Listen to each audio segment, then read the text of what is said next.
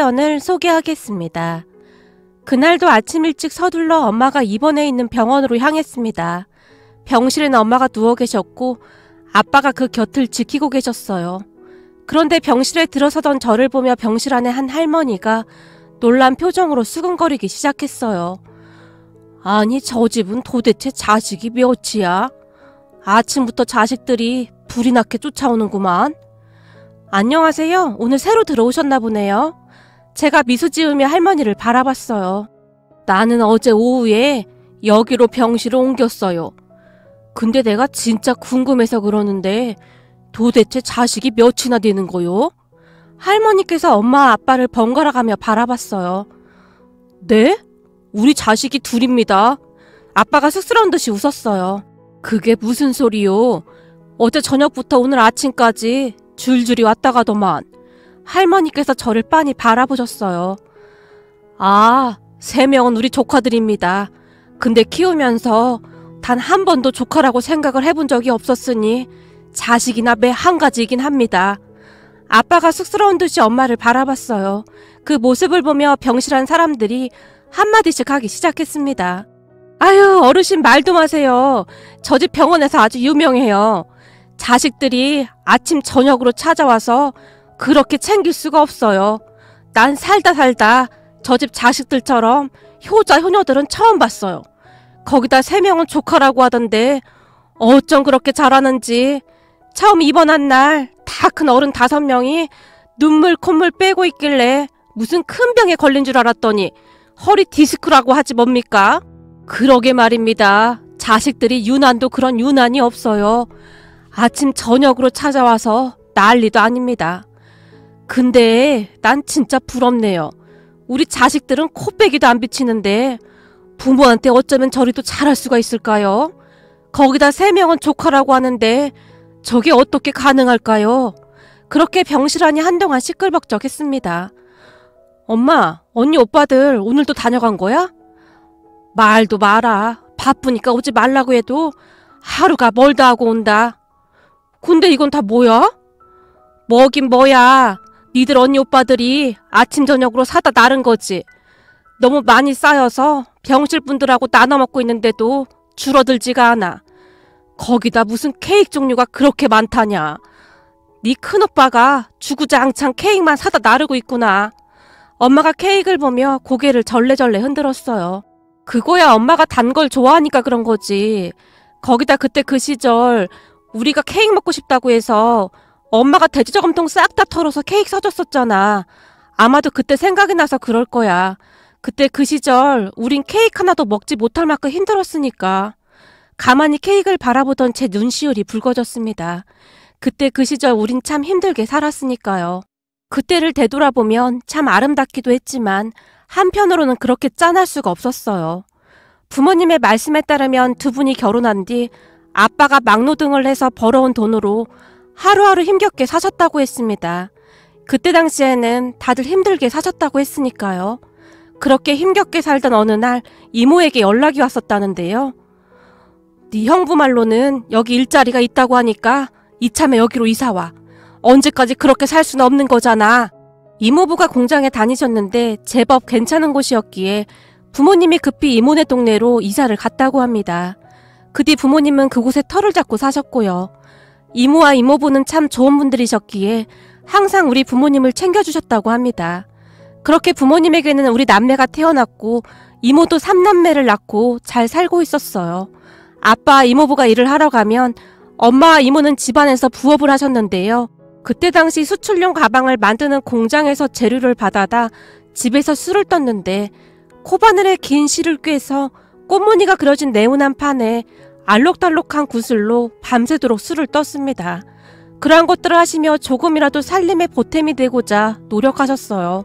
비록 풍족하진 않았지만 나름 행복한 시간들이었습니다. 하지만 그 행복이 오래가지 않았는데요. 어느 날 집에서 멀쩡히 주무시던 이모부가 심장마비로 갑자기 세상을 떠나셨거든요.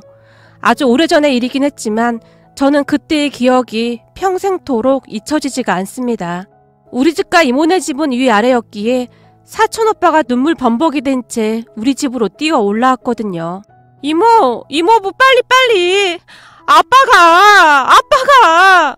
사촌오빠는 그 말만을 할 뿐 더 이상 말을 하지도 못했어요. 무슨 일이야? 왜 그래? 엄마 아빠가 놀란 채 사촌오빠와 함께 뛰쳐나갔고 오빠와 저도 그런 부모님의 뒤를 따라갔습니다. 형님, 눈 좀 떠봐요. 형님! 형부, 정신 좀 차려봐요. 아이고, 병철이 아버지, 정신 좀 차려봐요. 부모님과 이모가 목이 터져라 외쳐대고 있었어요. 그리고 아빠가 이모부를 급히 들쳐업고 뛰기 시작했습니다. 그 뒤를 엄마와 이모가 뛰어가고 있었고요. 그렇게 시간이 얼마나 지났을까요?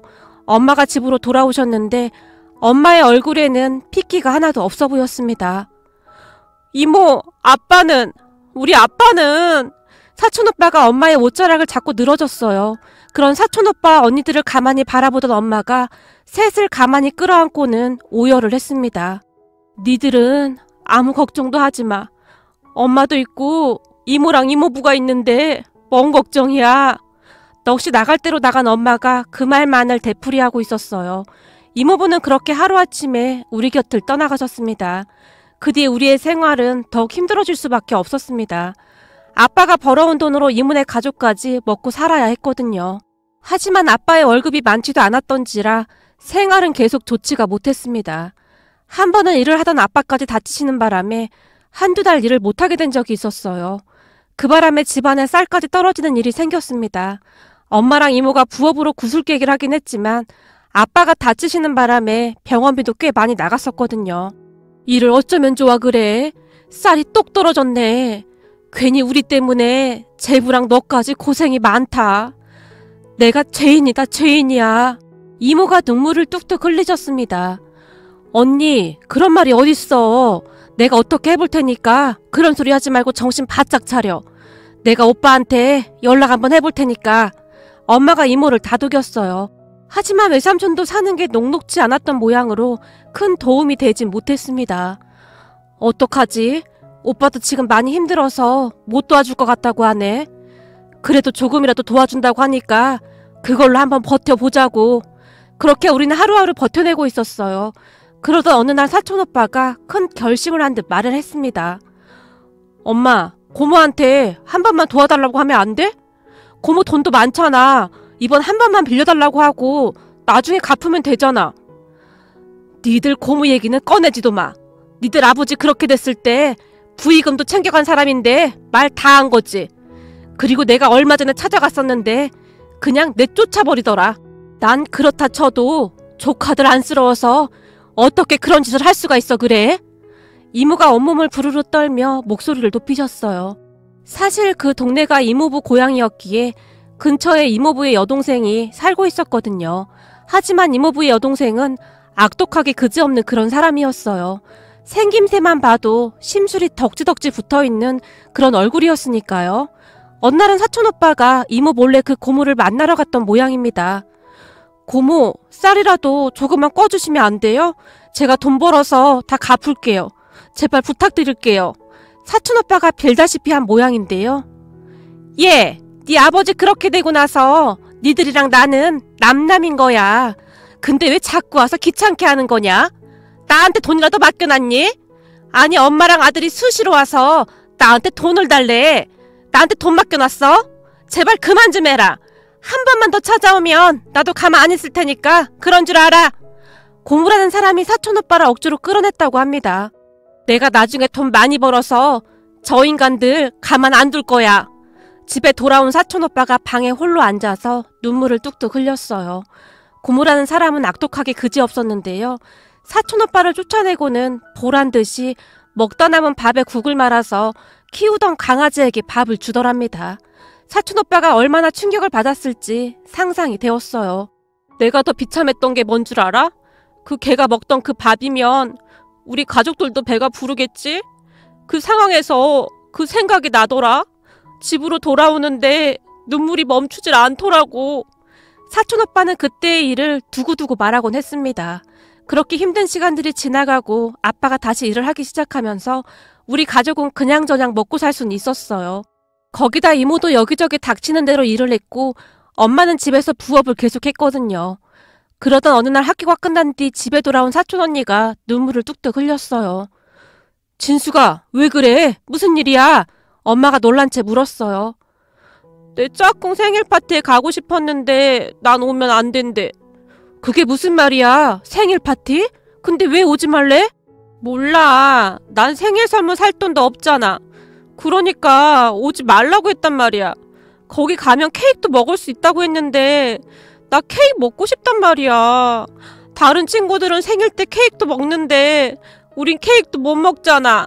사촌 언니가 더 큰 소리로 울기 시작했어요. 아, 우리 진숙이가 케이크 먹고 싶어서 그랬구나. 그럼 이번 진숙이 생일 때는 이모가 케이크 꼭 사줄게. 케이크에 촛불까지 켜고 생일 축하 노래 부르자. 진짜? 근데 케이크 엄청 비싼데 이모가 살 수 있어? 걱정하지 마. 엄마가 활짝 웃으시며 장롱 안에서 뭔가를 꺼내오셨어요. 이거 돼지 저금통이네? 사촌 언니가 엄마를 바라봤어요. 그래, 이모가 잔돈이란 잔돈은 다 모아둔 거야. 이 돼지 잡으면 케이크 정도는 살 수 있을 거야. 그리고 진숙이 생일 몇 달 더 남았으니까 이모가 이 돼지 저금통에 부지런히 저금해서 케이크 꼭 사줄게. 자, 약속. 엄마와 사촌 언니가 손가락을 걸고 약속했어요. 그런데 그 모습을 지켜보던 사촌 오빠가 짜증 섞인 목소리로 소리쳤습니다. 네가 애도 아니고 지금 그까짓 케이크 중요해? 그 케이크 살 돈이면 시장에서 이것저것 사서 다들 배부르게 먹을 수 있는데 너 정신 똑바로 안 차려? 병철아, 괜찮아. 이모도 그 케이크 먹고 싶어서 그래. 요즘 이모부 월급도 올랐고 엄마랑 이모도 열심히 돈 벌고 있잖아. 그러니까 우리도 케이크 한번 먹어보자. 우리 진숙이 덕분에 이모도 케이크 먹어보네. 엄마가 사촌 오빠를 달랬어요. 그렇게 얼마 뒤 사촌 언니의 생일날이 되었고 엄마가 장롱 깊숙이 넣어두었던 돼지 저금통 안에서 돈을 꺼내서는 열심히 세기 시작했어요. 우리 진숙이 생일이니까 진숙이가 먹고 싶은 케이크로 사자. 무슨 케이크 먹고 싶은데? 난 생크림 케이크면 다 돼. 하얀색 크림 올라간 거 그거 있잖아. 사촌 언니의 말에 엄마가 케이크를 사서 집으로 왔는데요. 케이크를 보고 다들 침을 꼴깍 삼키고 있었어요. 잠시 후에 가족들이 다 모인 자리에서 케이크에 촛불을 켜고 생일 축하 노래를 부른 뒤 케이크를 공평하게 잘라서 각자의 접시 위에 올려줬는데 우리는 그때의 케이크 맛을 절대 잊을 수가 없습니다. 우리 진숙이 많이 먹어. 엄마가 케이크에 손도 대지 않은 채 사촌 언니의 접시 위에 케이크를 올려줬어요. 이모도 먹어. 이모도 케이크 먹고 싶다고 했잖아. 사촌 오빠가 사촌 언니의 접시에 있던 케이크를 다시 엄마 접시에 옮겨 담았어요. 아니야. 이모는 아까 밥 먹은 게 소화가 안 돼서 속이 더부룩해서 못 먹겠다. 케이크 느끼해서 더 못 먹겠어. 엄마가 다시 케이크를 사촌 언니 접시 위에 올려줬어요. 이모, 진짜로 내가 먹어도 돼? 사촌 언니가 잔뜩 신이 난 채 엄마를 바라봤어요. 그럼 우리 진숙이 생일인데 많이 먹어. 엄마가 한없이 해맑게 웃고 있었지만 사촌 오빠의 표정은 좋지 않았는데요. 아마도 사촌 오빠는 그때부터 케이크에 무슨 한이 맺힌 듯 해보였어요. 엄마를 찾아오는 날이면 손에 항상 케이크 들려 있었거든요. 요즘은 케이크 종류도 워낙 많다 보니 다양한 맛의 케이크들을 엄마에게 사다 드리곤 했습니다. 네 오빠가 케이크에 한이 맺힌 모양이야. 하긴 그때는 참 힘들게 살았으니까.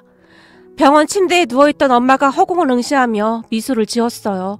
그렇게 오후쯤이 되니 사촌 오빠와 언니들 그리고 우리 오빠가 다시 병원에 찾아왔는데요. 니들 이제 그만 좀 와. 내가 창피할 정도야. 내가 무슨 큰 수술을 한 것도 아니고 디스크 수술한 건데 뭘 이렇게들 허들갑들이야. 이모, 그러니까 아프지 좀 마. 우리가 얼마나 놀란 줄 알아? 그리고 진짜 미안해. 그동안 바쁘다는 핑계로 자주 찾아가지도 못하고. 이번에 우리 모두 진짜 너무 많이 놀랐다니까. 앞으로는 자주 찾아갈게. 사촌 언니의 눈에 눈물이 그렁그렁했어요. 우리 진숙이는 예전이나 지금이나 눈물이 참 많아. 그렇게 눈물이 많아서 학생들은 어찌 가르치는 거야? 엄마가 사촌 언니를 나무랐어요. 그러게, 그렇지 않아도 학교에서 내 별명이 울보야, 울보. 그러니까 이모 앞으로 절대 아프지 좀 마. 우리가 얼마나 무서웠는 줄 알아? 사촌 언니는 그 뒤 학교 선생님이 되었거든요. 이모도 이모인데 혼자 계신 니들 엄마도 잘 챙겨야 한다. 니들 엄마가 니들 키우느라 얼마나 고생했니? 알겠어. 걱정하지 말고 이모나 빨리 건강해지셔. 이모가 이러고 있으니까 엄마도 지금 우울증이 올 것 같다잖아. 그렇긴 하겠네. 우리 언니는 나 없으면 절대 못 사는데. 그렇게 우리는 도란도란 이야기꽃을 피웠는데요.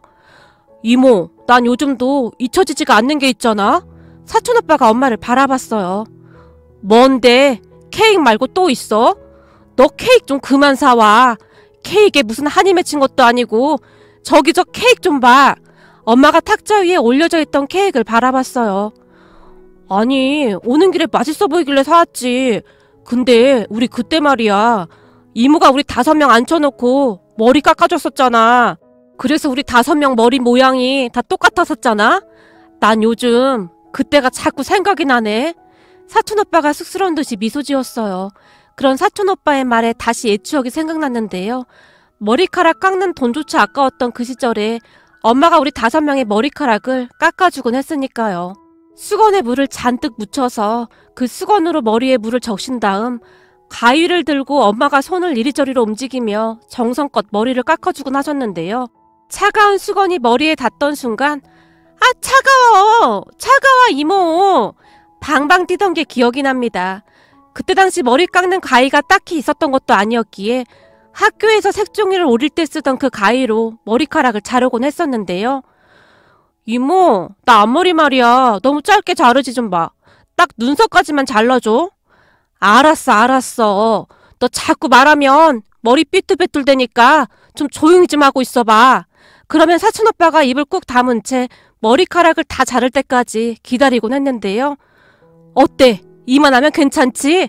엄마가 자랑스럽다는 듯이 웃었어요. 딱 좋네. 아주 좋아. 우리 이모 미용사 해도 되겠다. 사촌오빠가 엄마를 칭찬하곤 했습니다. 그러면 엄마의 입이 귀에 걸린 채 그렇게 좋아하셨어요. 그때 생각이 나는지 엄마가 근데 그때 내가 머리카락 하나는 기가 막히게 자르지 않았냐? 라며 활짝 웃었어요. 엄마, 사실 그때 말이야. 엄마 솜씨 꽝이었어. 언니 오빠들이 그냥 참아준 거야. 특히나 큰오빠 앞머리는 진짜 억지로 그렇게 하라고 해도 하기 어려운 그런 머리 스타일이었어. 얘 기억이 떠올라서 저도 모르게 크 하고 웃음이 터져나왔어요. 뭐? 니들도 그렇게 생각하고 있었던 거냐? 엄마가 오빠들과 언니들을 바라봤어요. 사실 이모가 손재주는 좀 없었어. 어떻게 그렇게 한결같이 삐뚤빼뚤 그럴 수가 있는지 참 신기하더라고. 거기다 어느 날은 이모가 머리 깎다 졸아서 내 머리가 만신창이가 된 적도 있잖아. 사촌언니가 머리를 절레절레 흔들었어요. 그렇게 우리는 시간 가는 줄 모르고 수다를 떨었습니다. 옛 추억을 생각하다 보면 그 시절이 참 힘들긴 했지만 참 아름다운 추억들이었으니까요. 근데 니들 고모는 그 뒤 어떻게 됐어? 그 많던 땅까지 다 날렸다며?